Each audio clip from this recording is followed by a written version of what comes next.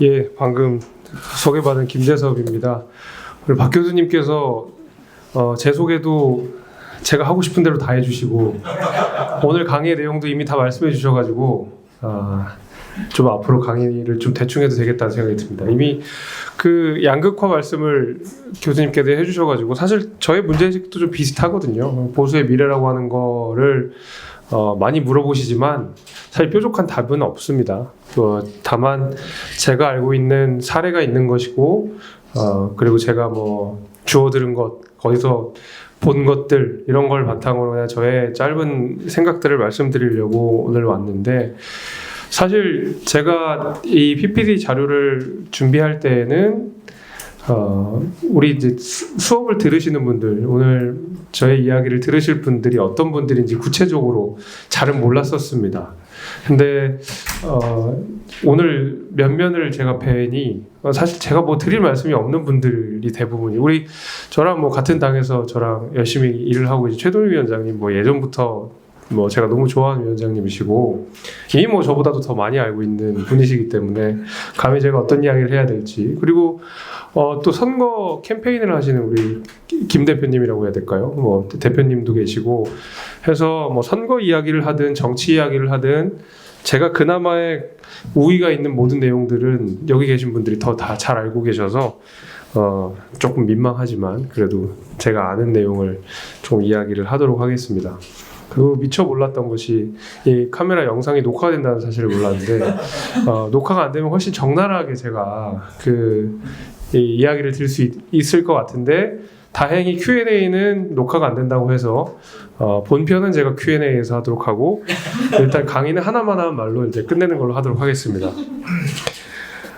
보수의 미래를 묻다, 뭐 젊다는 이유로 저한테 많이 물어보십니다. 그러니까 평균적으로 저한테 남아있는 미래라는 시간이 더 길기 때문에 아마 그렇게 많이 물어보시는 것 같은데, 안타깝게도 보수의 미래라고 하는 것이 정확하게 딱 떨어지진 않는 것 같아요. 저도 명쾌한 해답을 드리기는 어렵습니다. 우리가 지난주에서도 동대구역에서 지도부와 의원들이 그 현장에 가셔서 집회를 하셨는데 저는 그 자리에 가지 않았고 공개적으로도 안 간다고 이야기했거든요. 오늘 같이 저녁 식사를 하려고 좀 일찍 오려다가 갑자기 이런저런 문제 때문에 의원총회가 잡혀서 오늘 마침 그 얘기가 좀 있었습니다. 그래서 그 자리에서도 저는 서울 집회 안 간다는 말씀을 드려가지고 선배들한테 좀 꾸중도 듣고 했는데, 그러니까 사실 그렇습니다. 지금 우리가 바라보고 있는 보수의 모습이라고 하는 것이 장외 집회에서 태극기와 성조기가 나부끼고 윤어게인 내지는 부정선거 척결, 이런 깃발들 아래에서 그런 깃발들과 함께 지금 이재명 정권 퇴진을 외치고 있습니다. 그러니까 우리가 아주 시각적으로 감각적으로 느낄 수 있는 보수 진영의 모습이라고 하는 것은 현재로서는 그렇습니다. 뭐 다들 기억을 하시겠지만은 우리 보수 진영은 불과는 아니죠. 벌써 9개월 지난 일이네요. 많이 꽤 지났네요. 비상계엄이라고 하는 너무너무 오랜만에 초유의 사태를 맞게 됐습니다. 저는 이 군인들이 있었던 현장에 있었는데 그날 재밌는 얘기는 아니죠. 우울한 얘기를 하나 해드리면, 제가 아기를 하나 키우고 있는데 이제 17개월이 됐습니다. 그러니까 저 때로 시간을 거스르면 이제 돌이 안 된 아기를 키우고 있는 그런 상황이었죠. 그래서 보통 제가 집에 일찍 퇴근을 해가지고 아기를 보고 있는데 그날 10시에 제가 컨퍼런스 콜을 하기로 했었거든요. 근데 아기를 재워야 되는데 자꾸 한 9시 반 좀 넘어서 한 9시 40분? 한 이쯤 됐는데 자꾸 그 컨퍼런스 콜 하기로 한 사람한테 전화가 오는 거예요. 그래서 처음에 그냥 넘겼습니다. 그리고 두 번째도 오길래 또 넘겼습니다. 근데 세 번째 오길래 뭐 내가 시간을 착각했나 하고 전화를 받았더니 왜 10시도 안 됐는데 전화를 하냐고 제가 막 따져 물었더니 지금 그 회의가 문제가 아니라 큰일 났다는, 뭐 TV를 좀 보래요. 그래서 근데 저희 집에 TV가 없어가지고 급하게 이제 네이버를 봤는데, 다들 그때 기억을 하시겠지만 다 두 눈으로 의심하셨잖아요. 야, 이게 뭔 일이냐. 그래서 저랑 같이 의정 활동을 하고 있는 친한 의원님들 가운데서 대통령실에서 근무하셨던 분들 또는 대통령과 가까운 의원님들한테 전화를 드렸습니다. 이게 무슨 일입니까? 어떻게 된 일입니까? 했는데 나도 모르겠다였습니다. 다 똑같은 대답이었습니다. 심지어 최근에 이제 우리가 영장 심사를 받아 구속이 된 권성동 의원한테도 제가 전화를 드렸었는데 이게 뭔 사건인지를 전혀 모르고 계시더라고요. 이게 무슨 일이냐고. 나도 일단 국회로 가려고 한다. 뭐 그런 상황이었거든요. 이거 뭐 큰일 났다 싶어서 일단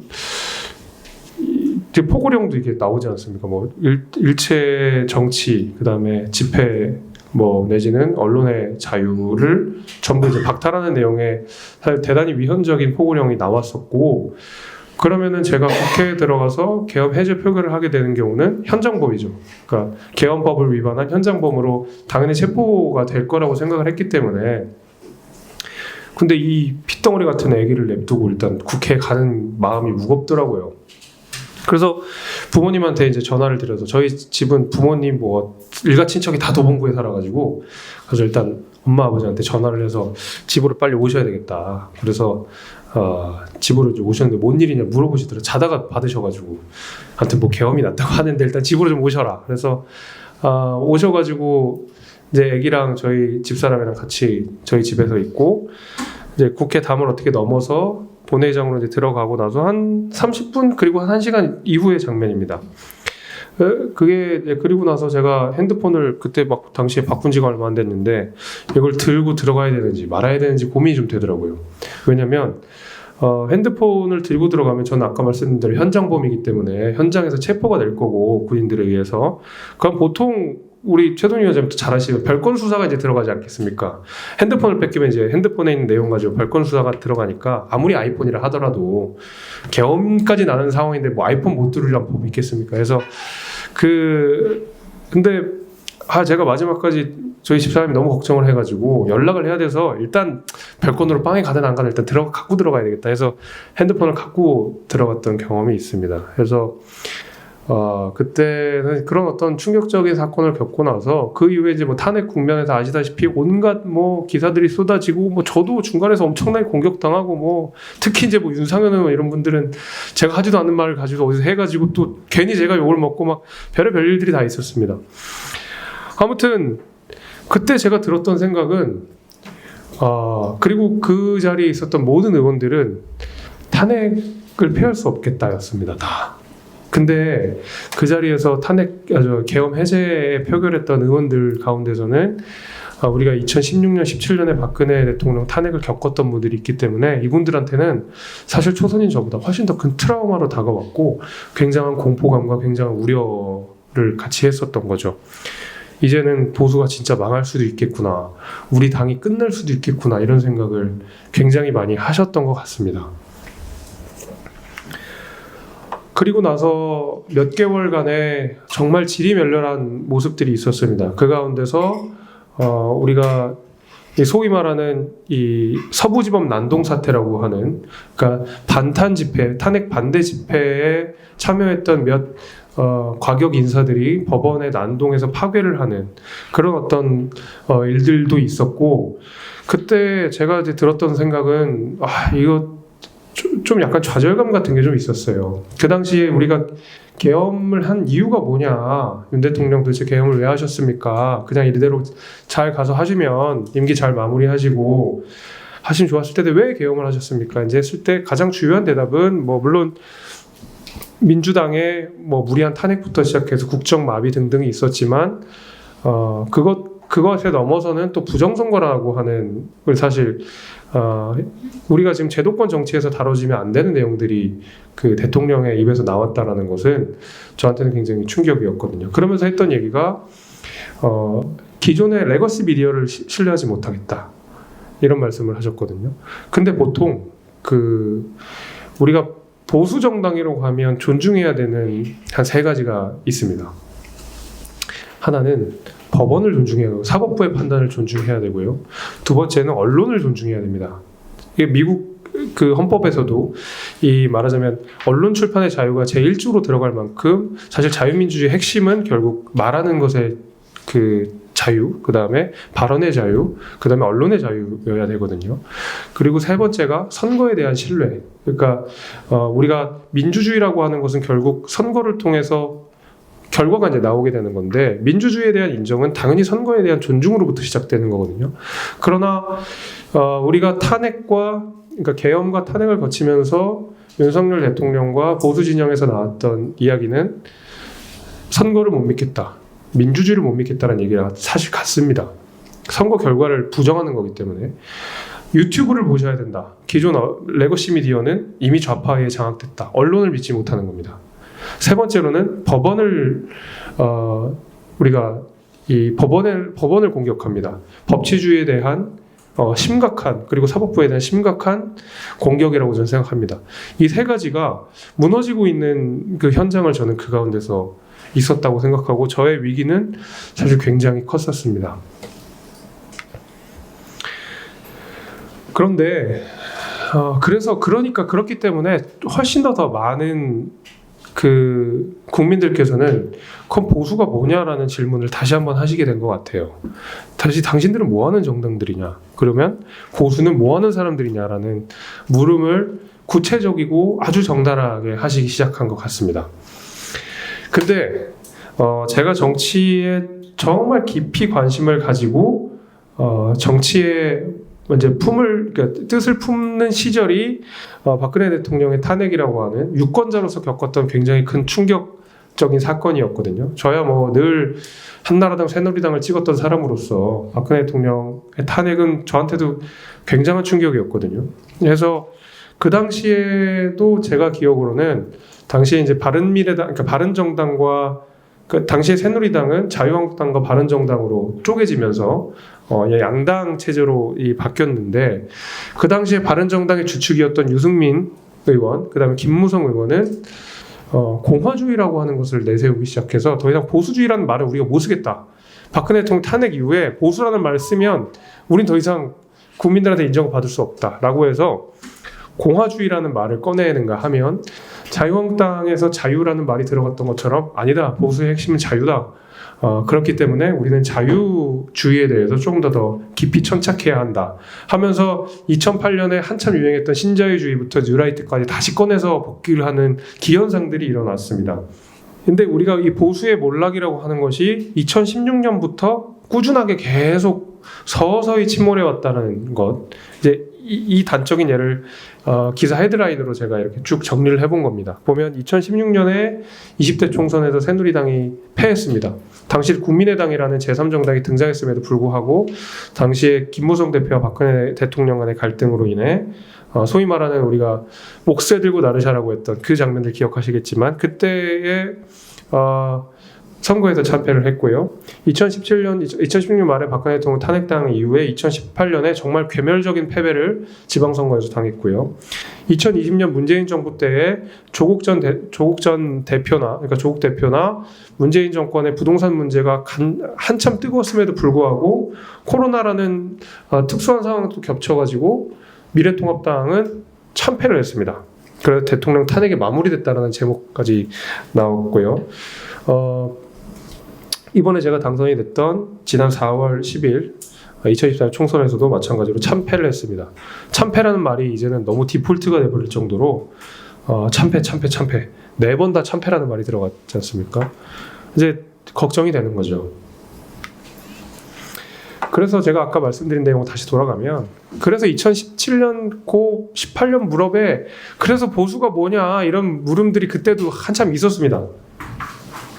그랬는데 그때 내놓았던 많은 언론과 국민들 진단은 보수의 이념이 없다, 뭐 이런 얘기였거든요. 보수가 뭐냐, 철학의 부재가 있다, 가치의 부재다, 보수 정당의 가치를 지키지 못했다, 이런 보수 가치란 얘기를 했는데, 사실 보수 가치가 뭐냐라고는 질문에 대해서 자신 있게 대답할 수 있는 그 국민의힘 107명 의원 중에 뭐 몇이나 될까 잘 모르겠습니다. 최동욱 위원장님은 아실 수 있습니다. 저는 사실 잘 모르겠는데, 그러다 보니까 아까 말씀드린 뭐 공화주의가 가야 된다, 그 다음에 뭐 보수주의, 뭐 자유주의라는 말이 듣도 보도 못한 이야기들이 막 나왔고요. 공화주의 또 나왔고요. 자유도 있고 뭐 사회주의도 나오고 막 오만 철진한 정치 사상들이 이때 막 본물처럼 쏟아지기 시작했습니다. 웃긴 게 사실 이런 사상이나 이념을 가지고 내부 투쟁을 세게 하는 정당은 국민의힘이 아니라 민주당이었거든요. 보통 좌파 진영이 그 이념의 선면성을 가지고 서로 갈등하고 반목하고 쪼개지기를 반복했던 게 사실 정치의 역사인데, 우리나라는 박근혜 대통령 탄핵 이후에 갑자기 이념의 선명성 논쟁이 등장하기 시작했습니다. 사실 그 전까지는 거의 그런 게 없었어요. 국민의힘 전신 정당들이 사실은 어떻게 보면 우리나라의 주류 정당, 집권 여당으로서 늘 기능했기 때문에 말 그대로 이 뭐라 그러죠? 캐치올 파티. 그러니까 이 안에서 다 정권 교체가 이루어지는 거고, 그러니까 이명박 대통령이 임기가 끝나고 정동영이 먹는 게 아니라 박근혜가 먹어야 되는 게 너무 당연한 것처럼, 물론 그때 뭐 여러 가지 변수가 있었겠지만, 그러니까 국민의힘, 그러니까 보수 정당 내에서 계속 집권이 바뀌는 그 말 그대로 일본의 자민당과 비슷한 형태의 그 보수 정당으로서 우리가 늘 자리를 지켜왔기 때문에 사실은 이념선 논쟁이라고 하는 것이 국민의힘 전신 정당에서는 크게 발현하진 않았습니다. 근데 되게 웃긴 게 박근혜 대통령 탄핵 이후에 갑자기 우리끼리 이념성 논쟁이 시작되면서 네가 진짜 보수네, 네가 가짜 보수네 하고 싸우기 시작했다는 겁니다. 제 입장에서는 굉장히 이례적인 일이었고, 여전히 그것은 진짜 보수와 가짜 보수의 논쟁으로 현실화되고 있습니다.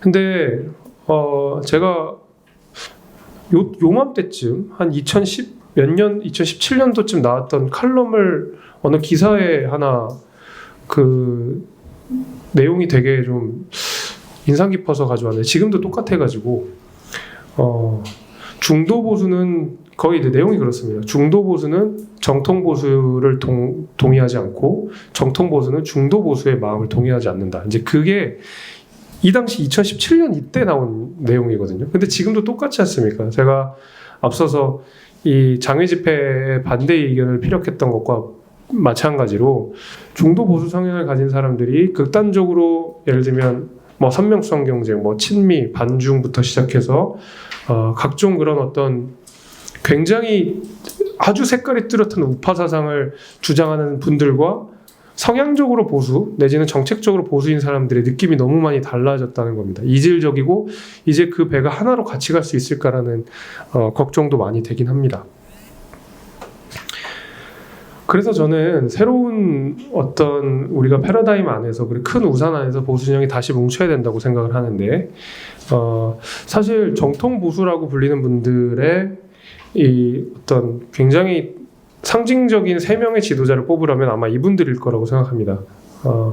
이승만 대통령, 박정희 대통령, 전두환 대통령인데, 저희 당원분들 그리고 진짜 공화당 때부터 활동하셨던 저희 당원 어르신들이 있거든요. 보면 정치는 박정희처럼 해야 돼.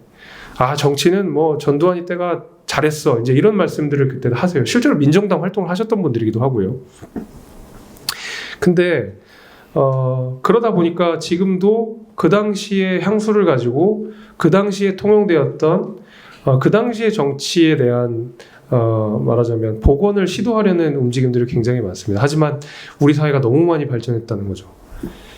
그래서 저는 너무 좀 아저씨 같은 문구긴 한데, 흘러간 물론 물레방아 못 돌린다는 얘기 있지 않습니까? 그래서 그 당시에 잘 통용되었던, 그러니까 박정희 대통령이 잘했던 경제계획이나 뭐 예를 들면 전두환 정부 때 있었던 여러 가지 3조황 등등 해가지고 당시의 의사결정이 지금으로 절대 통용되지 않는 상황이 됐다라는 거죠. 제도도 복잡해졌고 우리나라의 민주의식도 훨씬 더 많이 성장했기 때문에 우리가 더 이상 보수의 이념을 이 세 분으로 찾으면 답이 없다라는 말씀을 먼저 드립니다. 그렇다고 외국을 따라가는 것이 답이냐? 저는 또 그렇지도 않다고 생각합니다. 뭐 한단지보라는 유명한 일화 있지 않습니까? 한단이라는 사람이 뭐 어디 그 걸음걸이가 예뻐서 어느 마을 그 사람들이 너무 걸음걸이가 예뻐서 그거 따라하다가 자기 걸음도 잃어버리고 그 예쁜 걸음도 못 해가지고 결국 어정쩡하게 누워서 동네에 돌아왔다는 그 일화가 이제 한단지보인데, 대처랑 이제 레이건이 신자유주의로 우리가 회귀를 하면 된다라는 이야기들을 많이 또 보수 진영에서 하고 있는데, 사실 되게 단편적인 거죠. 이 대처도 그렇고 레이건도 그렇고 당시에 실제로 정치 상황이나 경제 상황이 나아진 것은 분명히 있지만 그 당시에 했었던 정책들이 꽤 오랜 시간이 지나서 이게 트럼피즘으로 발현하고 그 다음에 브렉시트로 발현했다는 사실을 우리는 많이 잊기도 합니다. 이때 있었던 탈공업화가 결국에는 난민들에 대한 정책 지원이 끊기는 방식으로 또 많이 갔었고, 그것은 결국에 영국이 EU에서 탈퇴하는 결과 다시 한번 트럼프를 정치 한정면으로 불러오는 그런 결과들이 좀 나왔다고 생각합니다. 해서 저는 과거로부터 찾아도 어렵고 한단 지불하는 일화처럼 무적정적으로 잘 됐다고, 그러니까 외국 사례들 가운데서 잘 됐다고 하는 것을 한국에 이식하려는 시도도 사실 굉장히 무모하다고 생각합니다. 대표적인 두 분을 제가 모셔왔는데, 그렇다면 우리나라 현대 정치는 어떡하냐. 사실 굉장히 재밌는 발견을 제가 하나 말씀드리겠습니다. 이게 저도 불현듯 아하 모먼트가 있었는데, 이 두 분을 보면서 국민의힘에도 이제 정말 새로운 가치 정립이 필요하다. 그리고 민주당도 가치 정립이 필요하다고 생각했던 건 이 두 분을 나란히 보면서 생각난 겁니다.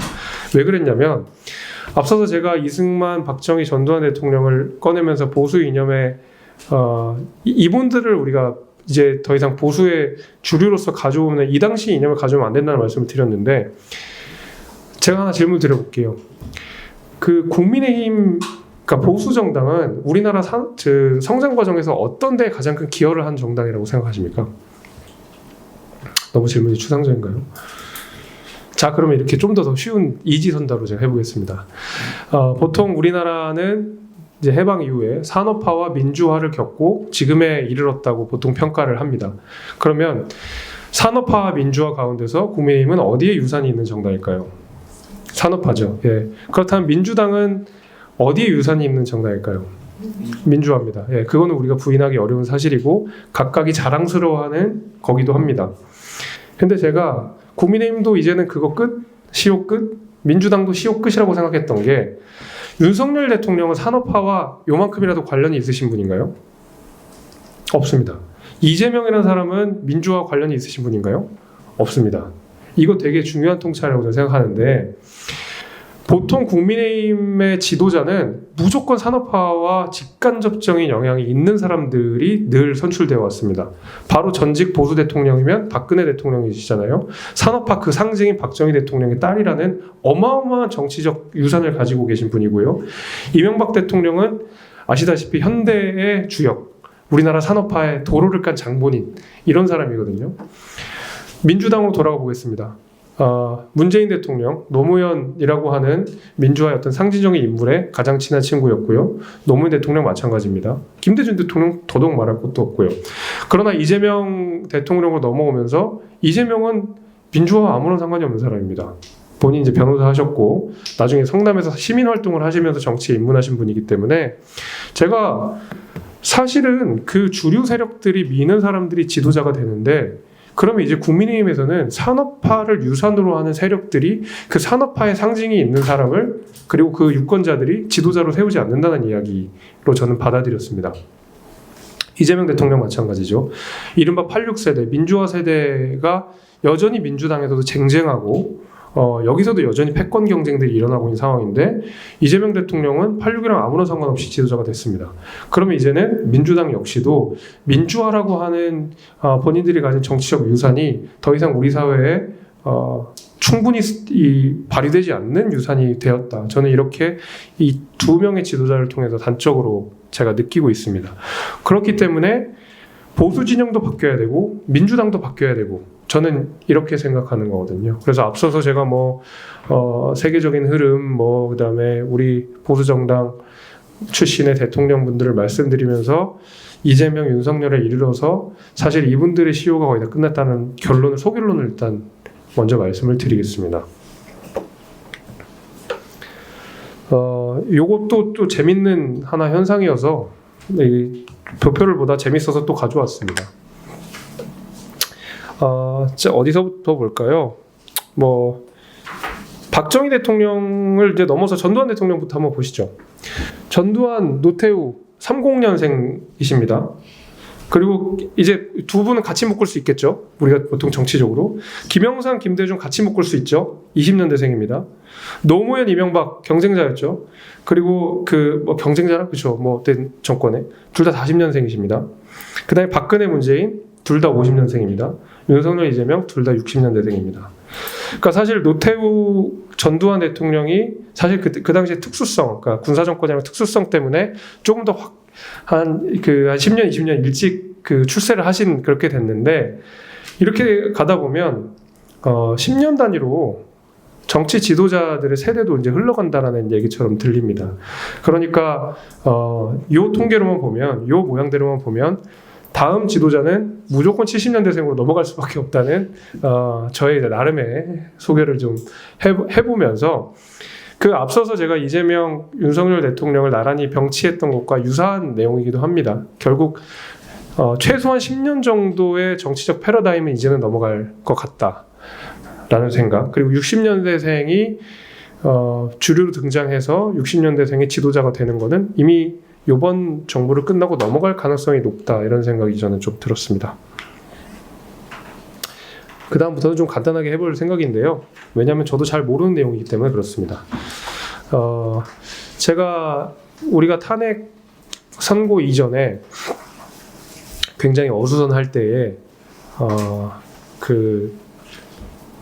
이제 보통 이렇게 어수선할 때 이제 한 번씩 뭐 안 보던 책도 보고 그러지 않습니까? 근데 제가 아까 2017년 이야기를 드리면서 자유주의, 보수주의, 공화주의 이런 얘기 막 드렸는데, 그 당시에 저도 보수 유권자로서 헷갈리니까 그냥 잡히는 대로 뭐가 좀, 당시에도 뭐 보수 뭐냐 이런 책들이 너무 많이 나와가지고 하필 제 눈에 딱 보인 거는 우리 이 정치학과의 교수님, 강원택 교수님이 쓰신 그 영국 보수당 관련한 책이 있었습니다. 그래서 한 10년 전에 봤던 책을 다시 꺼내가지고 전혀 새로운 내용처럼 다시 봤는데, 왜냐하면 아무것도 기억나지 않았기 때문에 봤는데, 이제 조금 뭐라고 해야 될까요? 흐름 같은 것들은 좀 보이더라고요. 한참 정치를 하는 입장에서, 그리고 보수 진영의 어려운 상황에서 그 책을 읽다 보니까 좀 들어오는 게 있더라고요. 그래서 제가 출장을 잡아가지고 영국 보수당 의원들을 좀 만났습니다.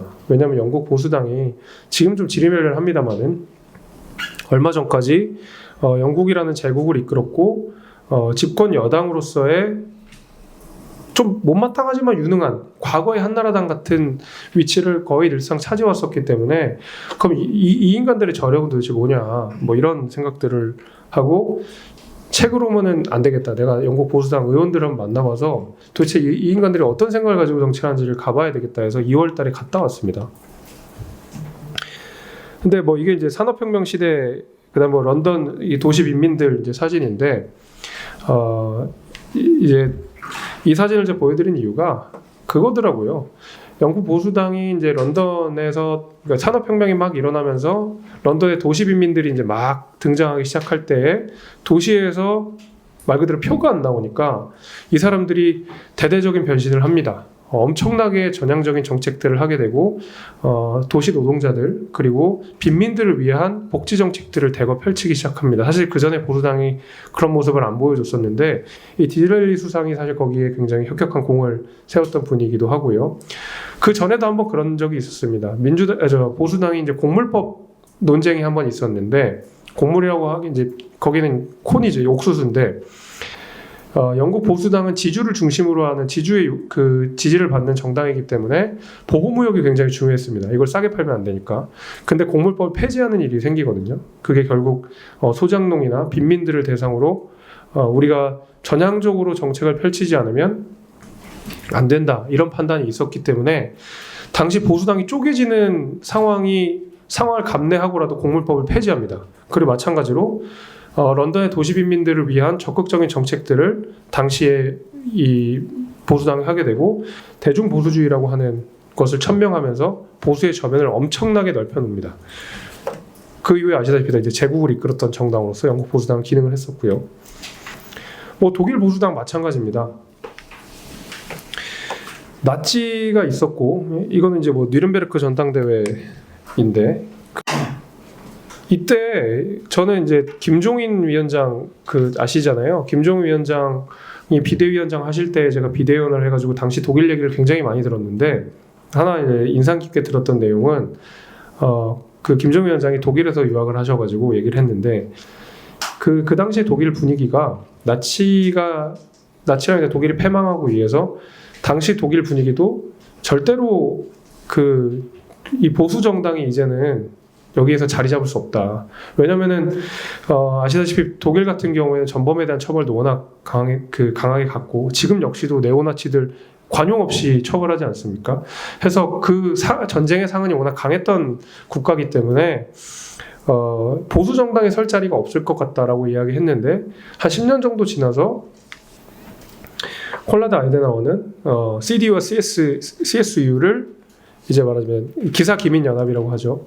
이거를 해서 사실 다수당이 됩니다. 근데 뭐 여러 가지 이유가 있겠지만은 아데나우어가 이제 반나치 활동을 했다는 것도 있지만은 여기서 이제 했었던 것은 극단적인 세력과의 결별 그리고 서민 약자를 위한 적극적인 사회 정책들 이런 것들이 반드시 수반이 됐었습니다. 이탈리아 뭐 요새도 골치 사실 지금 보여드린 영국 이탈리아 전부 지금 극우들이 판치고 있긴 한데 어쨌든 잘된 사례를 일단 우선 보여드리는 겁니다. 마찬가지로 무솔리니가 있었고요. 이때 이제 파시즘이 등장했던 때가 바로 이때고요. 이제 극우 세력들이죠. 그러나 이 가스페리라고 하는 이분이 또 기독교 민주주의라는 정당을 또 만들어서 이탈리아를 정상화시킵니다. 이분도 보수당이고. 사실 이제 이 당시에 보수주의라는 말을 쓰기가 굉장히 어려웠기 때문에 보통 이제 기독교 민주주의라는 이름을 많이 차용했고 스스로도 이 기독교 신자이기도 했던 분들이기 때문에 그래서 그 역사적인 사례들을 쭉 그냥 아주 도식적으로 해보면 그런 겁니다. 극단적인 사례와의 결별 그리고 그 전까지 우리가 유권자로서 지지자로서 품지 못하는 사람들에 대한 전향적인 정책적 확장 이 두 가지의 결론으로 저는 결론을 내렸습니다. 물론 여긴 좀 이렇습니다. 독일도 AFD가 약진하고 있고요. 제가 영국 가니까 이 나이젤 페레지가 진짜 인기가 많더라고요. 여기가 이제 리폼 UK라고 하는 극우 정당인데 잘못하면 여기가 나중에 총리 될 수도 있을 것 같더라고요. 사실 그 당시 갔을 때에 노동당이 집권당이었었는데 노동당보다 이 리폼 UK가 지지율이 높았을 만큼 영국도 심각한 민주주의 위기를 겪고 있습니다. 게다가 그 당시만 해도 일론 머스크가 미국 정부에서 활동을 할 때였는데 영국 이런 극우 정당들한테 후원을 막 하고 그래가지고 굉장히 좀 곤란을 겪긴 했더라고요. 그래서 제가 내린 결론은 그런 거였습니다. 우리가 새로운 보수의 시대, 새로운 진보의 시대에 맞닥뜨렸다라는 것은 시대적으로도 역사적으로도 부인하기 어려운 사실인 것 같고요. 그렇게 했을 때 어떤 것이 정답인지는 제가 정확하게는 모르겠습니다만은 적어도 해외에서 극우화된 내지는 극단화된 내지는 전쟁을 통해서 폐허가 됐던 나라들의 보수당이 집권을 했을 때에 어떤 식으로 정상화가 됐느냐를 보면 제가 말씀드린 두 가지의 결론. 하나는 사회적 약자를 위한 진취적인 전향, 확장. 사회적 약자라고 하면 보통 그 전에 그 정당들이 보듬지 않았던 사람들이 대부분이었고요. 그리고 두 번째가 극단주의 세력과의 결별. 이 두 가지였습니다. 마찬가지로 우리에게 적용한다 그러면 국민의힘이 그동안 늘 이 어떤 부자의 정당, 기득권의 정당, 내지는 영남의 정당이라고 불렸던 것에 넘어서 우리가 수도권의 정당, 그 다음에 약자를 위한 정당, 그리고 어려운 분들을 위한 정당으로 거듭나야 되는데 원내에 있다 보면 사실 그게 쉽지 않습니다. 굉장히 어려운 문제긴 합니다. 그럼에도 불구하고 우리는 그런 진취적인 태도를 취해야 되겠다. 두 번째는 부정선거 비롯한 극단 세력과의 결별, 이거는 이 두 가지가 확실하게 이루어지면 그래도 일단은 우리가 보수 진영으로서 면모를 갖추면서 국민들의 신뢰를 얻을 수 있지 않을까 이런 생각을 해보면 저의 어떤 미천한 결론을 한번 내려봤습니다. 그래서 이런 어떤 정치적인 이야기, 역사적인 이야기, 사례 이런 이야기를 하기에는 이미 저보다 더 많이 아시는 분들이라 좀 민망하긴 한데 제 본 강의는 이 정도로 하고 질의응답을 통해서 저의 생각을 조금 더 말씀드리도록 하겠습니다. 감사합니다.